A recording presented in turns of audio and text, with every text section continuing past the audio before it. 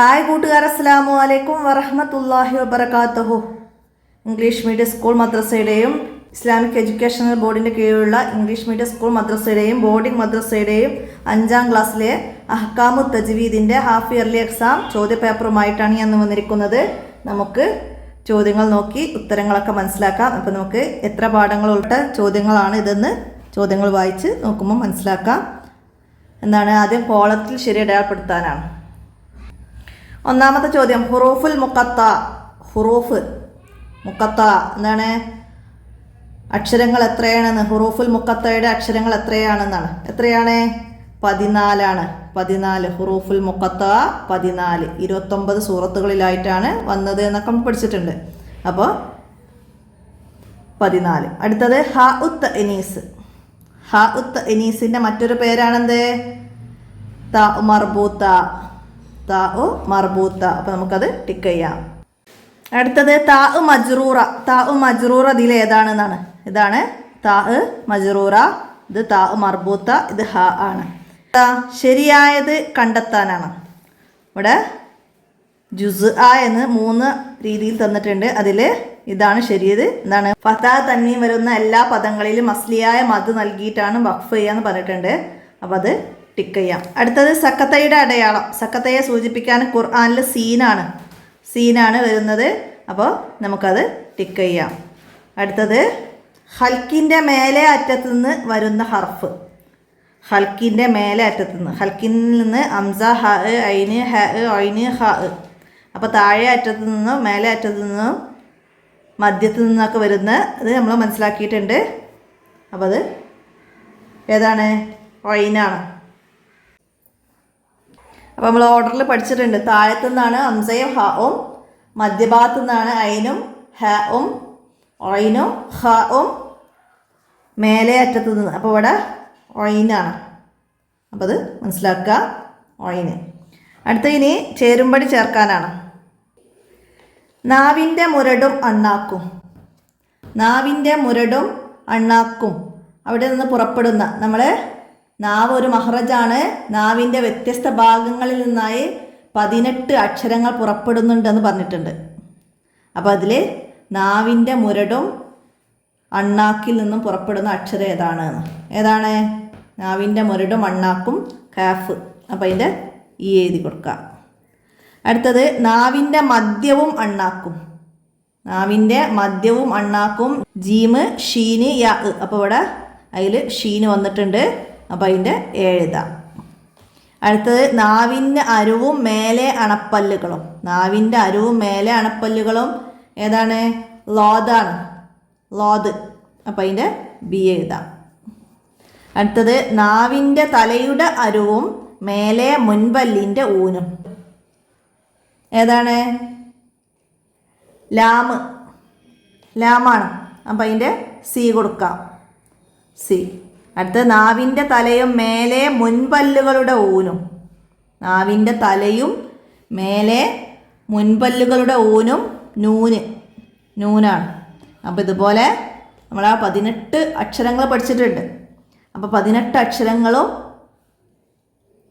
നമുക്ക് മനസ്സിലാക്കി പഠിക്കണം. അപ്പോഴാണ് ഇതുപോലെ വന്നാൽ നമുക്ക് എഴുതാൻ കഴിയുള്ളൂ. മനസ്സിലാക്കി പഠിക്കുക. ഇനി പൂരിപ്പിക്കാനാണ്. പൂരിപ്പിക്കാനുള്ളതിൽ ഒന്നാമത്തെ ചോദ്യം വന്നത് ഹുറൂഫുൽ മുഖത്തക്ക് ഡാഷ് നൽകിയാണ് ഓതേണ്ടത്. അങ്ങനെ നമ്മൾ ആ പാഠഭാഗത്ത് പഠിച്ചിട്ടില്ല. അതിൽ നമ്മൾ ഹുറൂഫുൽ മുഖത്തയിലെ 14 ഹർഫുകളിൽ 8 അക്ഷരങ്ങൾക്ക് മദ് ലാസിം നൽകിയാണ് ഓതേണ്ടത്. അങ്ങനെ നമ്മൾ പഠിച്ചിട്ടുണ്ട്. അപ്പോൾ ഇവിടെ ചോദ്യം മാറിയതായിട്ടാണ് എൻ്റെ കാഴ്ചപ്പാടിൽ മനസ്സിലാക്കുന്നത്. ഹുറൂഫുൽ മുഖത്ത നമ്മളങ്ങനെ ഒന്നും നൽകിയിട്ട് വഖഫ് ചെയ്യുന്നതെന്ന് പഠിച്ചിട്ടില്ല. പിന്നെ ഹ ഉത്ത് എനീസിൽ ഹ ആയിട്ടാണ് വഖഫ് ചെയ്യേണ്ടത്. അങ്ങനെയൊക്കെ നമ്മൾ പഠിച്ചിട്ടുണ്ട്. അപ്പോൾ അവിടെ ഒരു ചോദ്യം മാറിയതായിട്ട് നമുക്ക് മനസ്സിലാക്കാം. അത് സ്കിപ്പ് ചെയ്യാം. അപ്പോൾ നമുക്ക് അടുത്ത ചോദ്യം നോക്കാം. അല്ലെങ്കിൽ പിന്നെ ഹുറൂഫുൽ മുഖത്ത അക്ഷരങ്ങളുടെ പേര് നൽകിയാണ് നമ്മൾ വായിക്കപ്പെടുന്നത്. അക്ഷരങ്ങളുടെ പേര് നൽകിയിട്ടാണ് ഹുറൂഫുൽ മുഖത്ത വായിക്കപ്പെടുന്നത്. അങ്ങനെയും പറയാം. അപ്പോൾ ഇവിടെ എന്താ ഉദ്ദേശിച്ചതെന്ന് മനസ്സിലായിട്ടില്ല. എന്തായാലും നമുക്ക് അപ്പോൾ ഇത് ഇവിടെ മാറിയിട്ടുണ്ട്. ലാമിൻ്റെ അല്ല റാഇൻ്റെ. റാഇൻ്റെ മഹ്റജ് നാവിൻ്റെ തലയുടെ മുതുകും മേലെ മുൻപല്ലിൻ്റെ ഊനും. മനസ്സിലാക്കുക, ലാമല്ല ഇവിടെ റാഇൻ്റെ മഹ്റജ് നാവിൻ്റെ തലയുടെ മുതുകും മേലെ മുൻപല്ലിൻ്റെ ഊനും എന്നാണ്. അപ്പം നമ്മൾ ലാമിൻ്റെ മഹ്റജ് പഠിച്ചിട്ടുണ്ട്. ലാമിൻ്റെ മഹ്റജ് നാവിൻ്റെ തലയുടെ അരുവും മേലെ മുൻപല്ലിൻ്റെ ഊനുമാണ്. അവിടെ തലയുടെ മുതുകു വരുന്നത് റാഇനാണ്. അപ്പോൾ അത് മനസ്സിലാക്കാം. അടുത്തത് ഫതഹ തൻവീൻ വരുന്ന എല്ലാ പദങ്ങളിലും ഡാഷ് നൽകിയാണ് വഖഫ് ചെയ്യുന്നത്. ഫതഹ തൻവീൻ വരുന്ന എല്ലാ പദങ്ങളിലും അസ്ലിയായ മദ് നൽകിയാണ് വഖഫ് ചെയ്യുന്നത്. അടുത്തത് മഹ്റജുകൾ മാറിയാൽ അക്ഷരങ്ങൾ തന്നെ മാറുകയും ഡാഷ് വ്യത്യാസപ്പെടുകയും ചെയ്യും. എന്താണ് നമ്മൾ പഠിച്ചത്? മഹ്റജുകൾ മാറിയാൽ അക്ഷരങ്ങൾ തന്നെ മാറുകയും അർത്ഥവും ആശയവും വ്യത്യാസപ്പെടുകയും ചെയ്യും. അടുത്തതാ ദാ പാരായണവും ഡാഷ് വളരെ മഹത്വമുള്ള സൽക്കർമ്മമാണ്. എന്താണ്? ഖുർആൻ പാരായണവും പഠനവും വളരെ മഹത്വമുള്ള സൽക്കർമ്മമാണ്. അവിടെ പഠനവും എന്ന് എഴുതാം. അടുത്തത് വിശുദ്ധ ഖുർആൻ ഡാഷ് ആയതുകൊണ്ട് മറ്റെന്തിൽ നിന്നും അത് വ്യത്യസ്തമാണ്. വിശുദ്ധ ഖുർആന് ഇലാഹി വചനങ്ങളായതുകൊണ്ട് മറ്റെന്തിൽ നിന്നും അത് വ്യത്യസ്തമാണ്. മനസ്സിലാക്കി പഠിക്കുക. ഒന്നാമത്തെ പാഠത്തിൽ നിന്നാണൊക്കെ വന്നത്. അടുത്തത് എന്താണ്? ഒറ്റവാക്കിൽ ഉത്തരം എഴുതാണ്. ഹുറൂഫുൽ മുഖത്ത എത്ര സൂറത്തുകളുടെ തുടക്കത്തിലുണ്ട്? ഹുറൂഫുൽ മുഖത്ത 29 സൂറത്തുകളുടെ തുടക്കത്തിൽ വരുന്നുണ്ട്. അടുത്തത് മാഅൻ എന്നതിൽ എത്ര ഹർക്കത്തിൻ്റെ ഖദർ നീട്ടിയാണ് വഖഫ് ചെയ്യേണ്ടത്? എത്ര ഹർക്കത്താണ്? മാഅൻ എന്നതിൽ അസ്ലിയായ മദ് നൽകിയിട്ടാണ് വഖഫ് ചെയ്യേണ്ടത്. അപ്പോൾ അവിടെ ഒരലിഫിൻ്റെ ഖദർ 2 ഹർക്കത്ത്. അപ്പോൾ അവിടെ എത്ര ഹർക്കത്ത് എന്ന് വെച്ചാൽ 2 ഹർക്കത്തിൻ്റെ ഖദർ നീട്ടിയിട്ടാണ് വഖഫ് ചെയ്യണം. അപ്പോൾ 2 ഹർക്കത്ത് എന്ന് എഴുതി കൊടുക്കാം. അടുത്തത് ഹിജായി ആയ അക്ഷരങ്ങൾക്ക് ആകെയുള്ള മഹ്റജുകൾ എത്ര? ഹിജായി ആയ അക്ഷരങ്ങൾ 29. അതിനെത്ര മഹ്റജുകളാണുള്ളത്? 17 മഹ്റജുകളാണുള്ളത്. ഹിജായി ആയ അക്ഷരങ്ങൾക്ക് 17 മഹ്റജുകളാണുള്ളത്. നാവിൻ്റെ മുരടും മേലെ അണ്ണാക്കും മഹ്റജായ അക്ഷരം ഏത്? നാവിൻ്റെ മുരടും മേലെ അണ്ണാക്കും ഏതായിരുന്നു? ഖാഫാണ്. ഖാഫ്. അപ്പോൾ ഖാഫ് മാറിപ്പോരുത്. നാവിൻ്റെ മുരടും അണ്ണാക്കുമാണ് എന്ത്? കാഫ്. അപ്പോൾ ഇത് മനസ്സിലാക്കണം ട്ടാ. ഖാഫ്. അടുത്തത് താഉകൾ എത്ര വിധമാണ്? 2 വിധം. താഉ മർബൂത്ത, താഉ മജ്റൂറ. താഉകൾ 2 വിധം മനസ്സിലാക്കാം. അടുത്തത് ചേർത്തി ഓതുമ്പോൾ താഇൻ്റെ മഹ്റജിൽ നിന്ന് തന്നെ ഉച്ചരിക്കണം. ഏത് താ ആണ് ചേർത്തി ഓതുമ്പോൾ താഇൻ്റെ മഹ്റജിൽ നിന്ന് തന്നെ ഉച്ചരിക്കേണ്ടത്? അത് താഉ മർബൂത്ത. അപ്പോൾ താഉ മർബൂത്തയിൽ ചേർത്തി ഓതുകയാണെങ്കിൽ, അതായത് താഉ മർബൂത്ത, അതായത് ഹാ ഉ തഅനീസിൽ വഖഫ് ചെയ്യുകയാണെങ്കിൽ ഹാഇൻ്റെ ശബ്ദത്തിൽ വേണം വഖഫ് ചെയ്യാൻ. എന്നാൽ ഇതിൽ നിർത്താതെ ചേർത്തി ഓതുകയാണെങ്കിൽ താഇൻ്റെ മഹ്റജിൽ നിന്ന് തന്നെ വായിക്കണം നമ്മൾ പഠിച്ചിട്ടുണ്ട്. അപ്പോൾ താഉ മർബൂത്ത അല്ലെങ്കിൽ ഹാ ഉ തഅനീസ് 2 എഴുതാട്ടോ. 2 എഴുതാം. മനസ്സിലാക്കി പഠിക്കുക. ഹാ ഉ തഅനീസ്, താഉ മർബൂത്ത. അടുത്തതിന് ഒറ്റ വാചകത്തിൽ ഉത്തരം എഴുതാനാണ്. എന്താണ്? സുക്കൂനുള്ള അക്ഷരങ്ങൾക്ക് ശേഷം വരുന്ന ഹംസകളെ ശ്രദ്ധയോടെ പാരായണം ചെയ്യണം. കാരണം എന്താണ്? അവിടെ ശ്രദ്ധയോടെ പാരായണം ചെയ്തില്ലെങ്കിൽ ഹംസ നഷ്ടപ്പെടുകയും സുക്കൂനുള്ള അക്ഷരത്തിന് ഷദ് വരികയും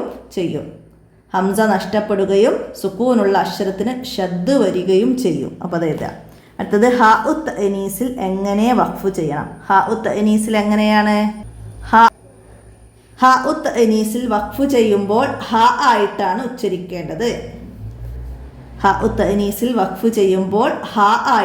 ഉച്ചരിക്കേണ്ടത്. അപ്പോൾ അത് മനസ്സിലാക്കുക. അടുത്തത് എന്താണ്?